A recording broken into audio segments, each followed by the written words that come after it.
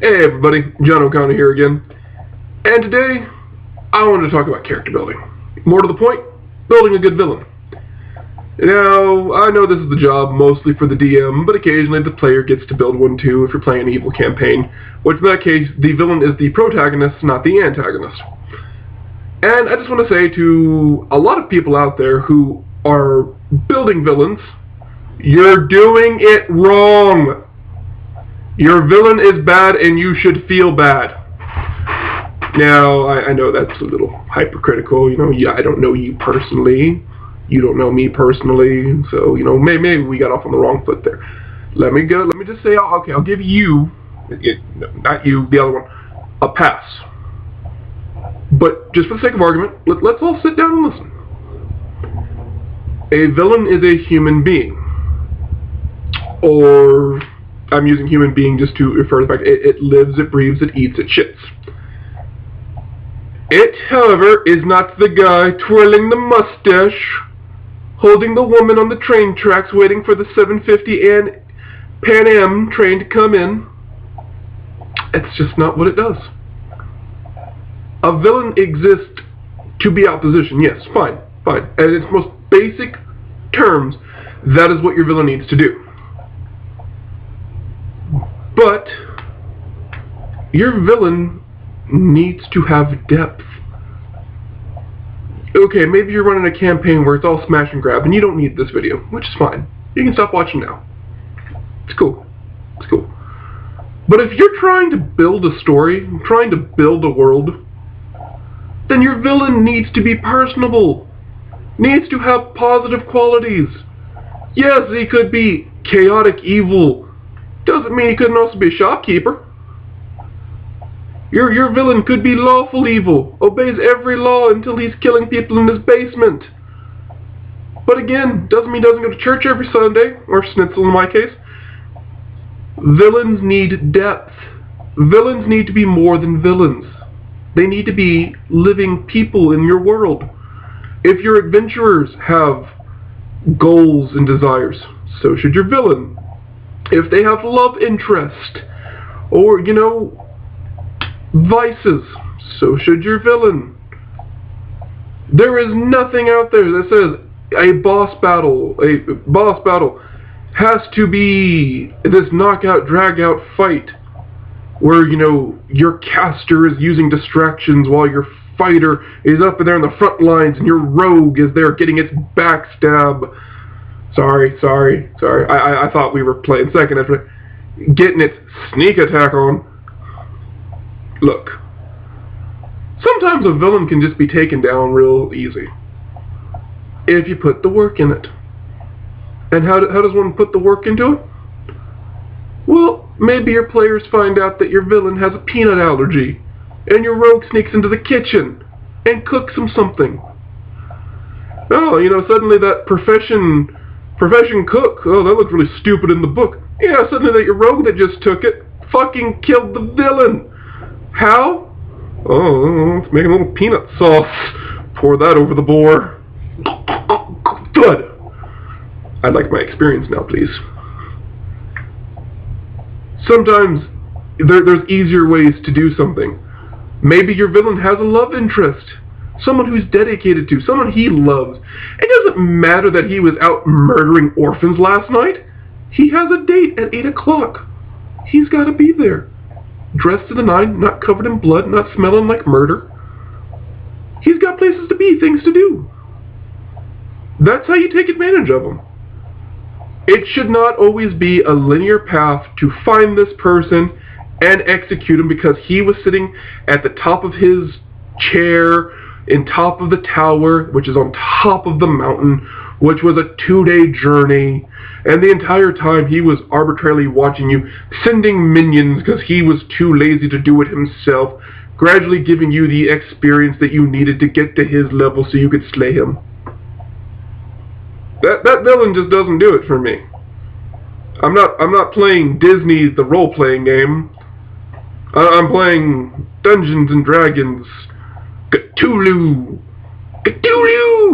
Pathfinder, Within the Ring of Fire. Where characters need to have depth. They need to have their own driving force. Why is your guy evil? You know, if he's a politician and he killed his way to the top, what did he want to do when he got to the top besides sleep in a comfortable bed? There are other ways to obtain a comfortable bed.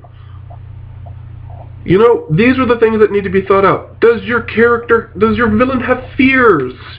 Does your villain have maybe a fear of public speaking so he'll never monologue?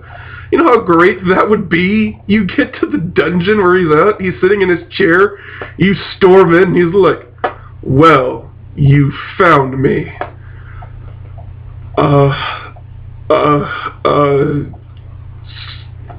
You think you can smoke me? You know how great that'd be? You do your adventures, he gives that speech, and you're like, this guy can't talk in front of people. Or what if he just had a speech impediment? You know how great that'd be? Don't make fun of my speech impediment. And he's like a caster or something. It's like, you know how hard it is to take the caster seriously when he can name his arcane parts so well, but he's like, you look ugly today. I'm sorry, what was that? Don't make fun of me. I said you look ugly today. One more time. Fireball! Give the villain depth. Give him a believability. You know, maybe he's a lightweight. Maybe he can't drink. Maybe he's afraid of spiders. You know, that'd be one of the greatest battles ever. Your villain, this evil politician who's, you know, an expert assassin, has poisons. Your caster. Summon monster level 1. Venomous spider. Get that thing away from me. Get it away, get it away. He's off there, you know, firing his poison-tipped crossbow at this thing, burning through his shit real quick. There are ways to do a boss battle. There are ways to get to the villain. There are ways to come across things that aren't just a linear path. And leaving these little tips, little things that your team can investigate along the way, makes for a much better story. It makes for a more rounded cast of individuals. At the end of the day, if you have a villain who's there just to oppose the other guys, that's fine. But it does help when that villain has desires, has loved ones. I've played a campaign where they killed the villain. 2 sessions later, the villain's daughter, whose alignment was in check with my parties, she was there to get vengeance. And you know, they tried to take the high road. Well, he was evil. I don't care. You killed my dad. It's time for you to die. So, you know, these villains don't live in a vacuum. They were not created at the beginning of time to be villains. They aspired to greatness, or they took the easy way out, and that's where they ended up where they are. Yeah, you don't need a 20-minute backstory about some street gang when you're level 10 and they're level 5. That's fine. Sometimes you can just smoke somebody and we're done.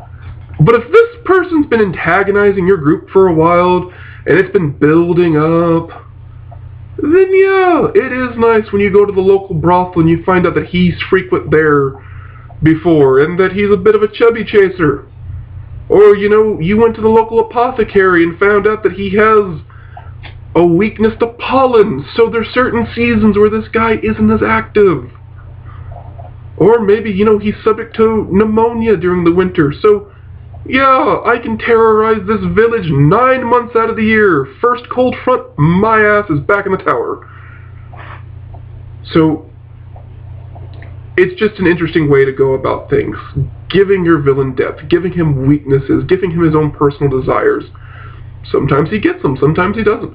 Sometimes they're not too different from the groups. But, regardless of how you build it, it should be unique for your group. They should not feel like paper cutouts who are just higher levels of the last guy they fought. They should not just be more difficult challenges. They should be somebody that they might have gotten to know, or they've heard some things about beforehand. But a villain, at the end of the day, should be just as real as the characters your players are playing. Tell me what you guys think about villains. As always, I enjoy comments left on the YouTube RPG Brigades channel, as well as my own. And if you're enjoying the content I'm providing you, please like, share, and subscribe. Have a great day.